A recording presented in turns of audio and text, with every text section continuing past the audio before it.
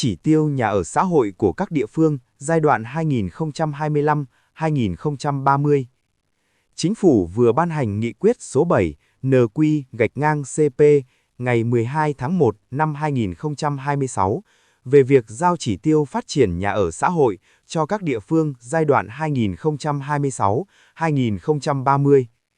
Căn cứ chỉ tiêu phát triển nhà ở xã hội được giao, các địa phương thực hiện hoàn thành hoặc vượt chỉ tiêu để góp phần hoàn thành mục tiêu chung của cả nước là đến năm 2030, hoàn thành đầu tư xây dựng ít nhất 1 triệu căn nhà ở xã hội.